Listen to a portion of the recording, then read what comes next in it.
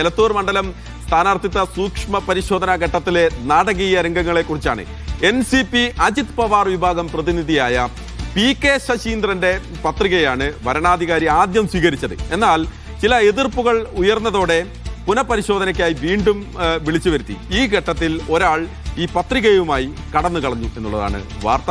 അതോടൊപ്പം തന്നെ ഈ സംഭവത്തിൽ ഡെപ്യൂട്ടി കളക്ടർക്ക് പരാതി നൽകുകയും ചെയ്തിട്ടുണ്ട്. അപ്പോൾ ആ കടന്നു കളഞ്ഞ ആളെ കണ്ടെത്തിയോ എന്നുള്ള ഒരു ചോദ്യം കൂടിയുണ്ട്. എന്തായാലും സലാം മുഹമ്മദ് ചേരുകയാണ് വിവരങ്ങളുമായി. സലാം, ഇതിപ്പോൾ ഈ തെരഞ്ഞെടുപ്പ് കാലത്ത് ഇങ്ങനെ ഒരു എന്താ പറയുക നാടകീയമായ രംഗം ഇതുവരെ നമ്മൾ കണ്ടിട്ടില്ല. അപ്പോൾ ഈ പത്രികയുമായി കളഞ്ഞ ആളെ കുറിച്ചുള്ള CCTV അന്വേഷണമൊക്കെ നടക്കുന്നുണ്ടെന്ന് നേരത്തെ സലാം പറയുന്നുണ്ടായിരുന്നു. അപ്പോൾ അതെവിടെ വരെ എത്തി? അതോടൊപ്പം തന്നെ ഈ PK ശശീന്ദ്രനും അദ്ദേഹത്തിന്റെ പത്രികയും സ്വീകരിച്ചതാണല്ലോ അല്ലേ?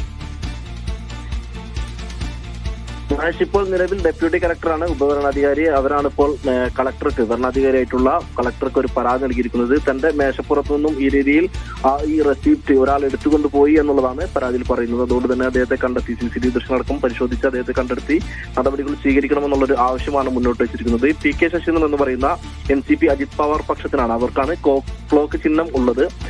ആ ഒരു സ്ഥാനാർത്ഥിയാണ് നോമിനേഷൻ നൽകിയിരുന്നത്. ഇവരുടെ ഈ സൂക്ഷ്മ പരിശോധനയ്ക്കിടെ AK ശശീന്ദ്രൻ വിഭാഗം ഇതിനെതിരെ എതിർപ്പ് ചില തർക്കങ്ങൾ ഉന്നയിച്ചു. അതേ തുടർന്നാണ് വീണ്ടും പരിശോധന നടത്തുന്നതിന് വേണ്ടി ഇവരോട് ഈ ഭരണാധികാരിയുടെ മുമ്പിലെത്താൻ വേണ്ടി ആവശ്യപ്പെട്ടത്. ആ സമയത്ത് തന്നെ ഭരണാധികാരിയുടെ മുമ്പിലെത്തി അവർക്ക് ഒരു റെസിപ്റ്റ് കൈമാറേണ്ടതുണ്ടായിരുന്നു. എന്നാൽ ഇവർക്ക് കൈമാറാതെ മറ്റൊരാൾക്ക് കൈമാറി എന്നുള്ളൊരു ആക്ഷേപമാണ് അവർ ഉയർത്തിയതെങ്കിൽ ഉപഭരണാധികാരി പറയുന്നത് തന്റെ മേശപ്പുറത്തു നിന്നും ഈ രീതിയിൽ ഒരാളത് എടുത്തുകൊണ്ടുപോയി എന്നുള്ളതാണ്. ആ ഒരു സംഭവത്തിലാണ് ഇപ്പോൾ ജില്ലാ കളക്ടർക്ക് പരാതി നൽകിയിരിക്കുന്നത്. ഏതായാലും ഇത് സംബന്ധിച്ചൊരു തീരുമാനം ഉണ്ടായതിനു ശേഷം മാത്രമായിരിക്കും ഇക്കാര്യത്തിൽ, അതായത് ഈ PK ശശീന്ദ്രൻ നോമിനേഷൻ സ്വീകരിക്കുന്നതുമായി ബന്ധപ്പെട്ടുള്ള ഒരു കാര്യത്തിൽ ഒരു നടപടി ഉണ്ടാവുക. ഏതായാലും കളക്ടർ ഇക്കാര്യം അന്വേഷണം ആരംഭിച്ചിട്ടുണ്ട് എന്നുള്ളതാണ് നമുക്ക് ലഭിക്കുന്ന വിവരം. മഹേഷ്.